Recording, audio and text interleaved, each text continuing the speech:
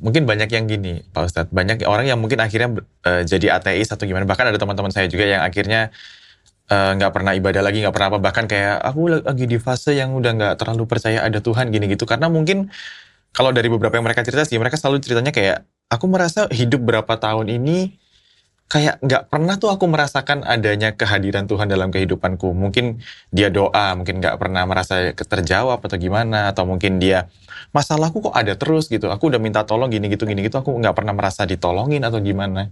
Itu menurut Pak Ustadz gimana? Jadi orang seperti ini sebenarnya dia membohongi dirinya sendiri. Kenapa saya bilang begitu? Jadi siapapun yang berdoa sama Allah itu sebenarnya diterima. Siapa diterima? Cuma sebagian kecil yang belum diterima. Sebagai contoh, kita tiap hari lapar gak? Lapar. Kadang-kadang kita cuma bilang lapar. Dapat makanan tuh. Minum, haus. Kita tiba-tiba muncul ide di otak kita. Siapa yang ciptakan kita? Siapa yang ciptakan ide ini?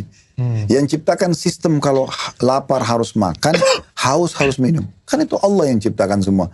Jadi sebenarnya dijawab. Bahkan ada hal yang kita tidak minta. Oksigen yang kita hirup. Cahaya ditangkap oleh mata supaya kita bisa melihat. Suara yang ditangkap oleh telinga, hidung kita bisa bedain bau busuk, bau wangi seketika, lidah kita bisa bedain asin, manis seketika.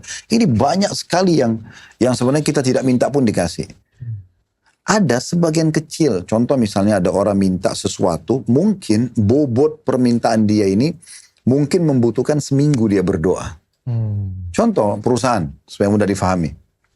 Kalau ada orang mau minta dinaikin gajinya, dinaikin jabatannya, dia ngajukanlah ke dirutnya untuk pengajuan supaya naik. Sekarang staf yang mau bertahan di perusahaan tersebut dan memang mau jaga nama baiknya, kira-kira dia sabar nunggu atau dia marah-marah sama dirutnya?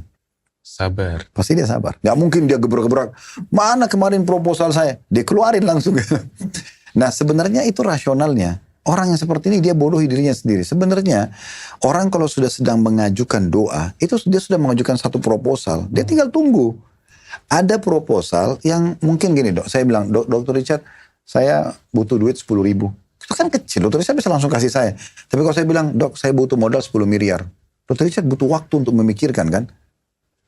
Maksudnya tidak kita samakan sama Allah, tapi ada permintaan yang mungkin butuh lebih, Allah akan melihat kita ini orang lebih serius gak sih? Oke. Make sense. Pantas gak dia gitu ya? Iya pantas gak dia menerimanya? Kalau dia sabar aja, selesai.